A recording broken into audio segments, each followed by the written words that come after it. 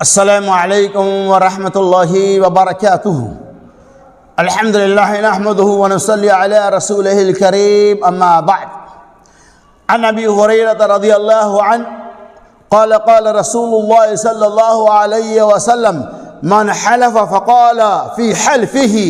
باللات والعزى فلیقل لا الہ الا اللہ الی آخر الحدیث، رواہ البخاری۔ حضرت ابو ہریرہ رضی اللہ تعالیٰ عنہ کہتے ہیں رسول اللہ صلی اللہ علیہ وسلم نے فرمایا، من حلف، جس آدمی نے قسم کھایا، فقال فی حلفہ باللات والعزى، اور اپنے قسم میں انہوں نے لات اور عزیٰ کی قسم کھایا، یعنی اس نے یہ کہا کہ لات اور عزیٰ کی قسم، فلیقل لا الہ الا اللہ، اسے چاہیے کہ فوراً لا الہ الا اللہ پڑھے۔ اسی طرح سے آپ نے فرمایا، جس آدمی نے اپنے ساتھی سے یہ کہا چلو قمار بازی کرے، چلو جوا کھیلے، بس اسے چاہیے فوراً صدقہ و خیرات کرے۔ امام کائنات محمد رسول اللہ سرکاری حبیب صلی اللہ علیہ وسلم نے اس حدیث پاک کے اندر اس بات کی وضاحت فرمایا کہ من حلفا، کہ جس نے قسم کھائی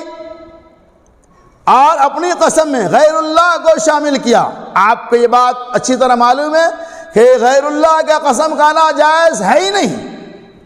چونکہ مشرکین مکہ، کفار مکہ لات اور منات عزیٰ وغیرہ کی عبادت کرتے تھے، یہ ان کے بت تھے۔ اسی بنیاد پر، اپنی عقیدت کی بنیاد پر وہ لوگ لات اور منات کی قسمیں کھایا کرتے تھے۔ اللہ کے رسول ہمیں جس نے لات اور منات اور عزیٰ کی قسمیں کھائی، اسے چاہیے کہ فوراً لا الہ الا اللہ پڑھے۔ مطلب یہ کہ شرک ہے اللہ کے علاوہ دنیا میں کسی بت مورت وغیرہ کا قسم کھانا، یا دنیا میں اللہ کے علاوہ کسی غیر اللہ کے نام کا قسم کھانا، چاہے وہ قسم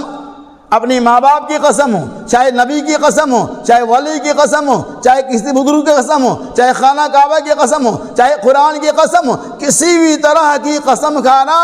اللہ کے علاوہ جائز ہے ہی نہیں۔ اسی قسم کے بارے میں محمد رسول اللہ صلی اللہ علیہ وسلم، جس نے لات اور منات کی قسمیں کھائی، غیر اللہ کی قسمیں کھائی، اسے چاہیے کہ فوراً لا الہ الا اللہ پڑھے۔